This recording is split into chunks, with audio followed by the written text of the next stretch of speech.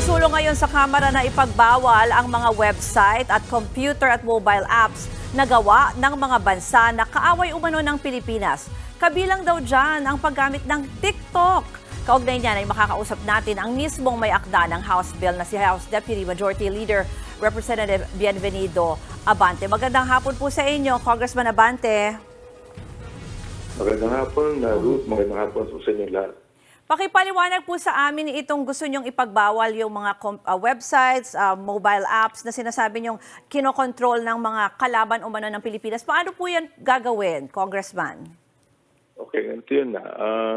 Alam mo, it's just reality na there are nations in this world na dapat mag-ingat tayo, no? May mga bansa at taliwas ang interes ng ating bayan. Isa po dito ang China. Atin nakita for several months yung tension sa West Philippine Sea. As a consequence, nagkaroon tayo ng mga threats to our national security. Ano yung mga threats na ito? Una, nakita natin yung mga Chinese nationals na nag-enroll sa isang kolehiyo sa Cagayan Province. Nakakapagtaka na bakit napakarami nila. Sa isang university, 800 na naka-enroll. Okay, bayad malapit pa ito sa EDCA sites na tinatawag natin. Pangalawa, meron tayong isang mayora sa Tarlac na subject ng question na hearings. No? Pangatlo, inamin na mismo ng China na winawartap nila ang officials ng ating militar at ng gobyerno, ang ating Coast Guard. Lahat ng mga bagay na ito are disturbing signs that require us to be more conscious of the need to safeguard our national security. Congressman, bakit po, naintindihan ko po yung point niyo doon sa concern about those issues, pero bakit po ito mauuwi doon sa gusto nyong ipaban yung mga apps, halimbawa isang ang nababanggit dyan yung TikTok? Well, itong aking in-author na House Bill 10489 na to intend to regulate and ban what I refer to as a foreign adversary controlled application and the app stores and internet hosting services to which users access them. Sa dito ang TikTok, sapagkat ang TikTok po ay mayroong parent company. Ang pangalan po ay ByteDance. Mayroong connection po ito sa Chinese Communist Party and the Chinese government na hindi natin pwede ma-ignore. Kaya TikTok poses a threat to us. Why? Sapagkat pwede mag-collect ito ng mga personal data from its users and subscribers, which is alarming because TikTok can easily transmit this collected data to the Chinese government. So, saka may correction sila dyan.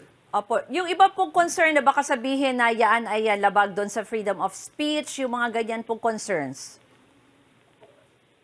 Palagay ko, hindi naman siguro labag yan sa freedom of speech kasi iba naman yan eh.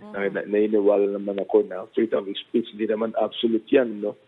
Na kapag ito talaga may threat na sa ating national security, kinakailangan gumawa tayo ng paraan dito. Bakit ang India nag-impose ng nationwide ban on TikTok? O kasama rito yung Chinese na like tulad ng WeChat, no?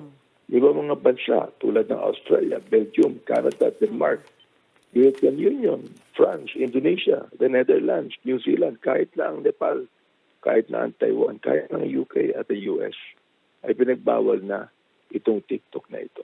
Sakaling umusad po yan, Congressman, hindi kaya ay pagmulan pa yan ng lalong mas malaki o mas malalim na conflict sa pagitan po ng Pilipinas at ng ibang bansa? I don't think so. Kung nahuhuli na nga tayo, kung mas maraming bansa ang nagban nito Diba? Yung mga bansa pang mga mayayaman na nagban nito samantala mayroon na tayo talagang threat against sa China. Kung sa West Philippines, lahat na nangyayari yan. Winawartap na ang ating mga opisyal, ang ating mga armed forces. Wala ba tayong gagawin? Dapat na tayong gawin dyan. Maraming po salamat sa pagtanggap ng aming tawag si Congressman Bienvenido Abante. Mga kapatid, ako po si Ruth Cabal. Maging maalam at may pakialam sa mga may init at rumaratsadang balita sa Frontline Express. Para maging updated sa balitaan, mag-subscribe lang sa social media pages ng News 5.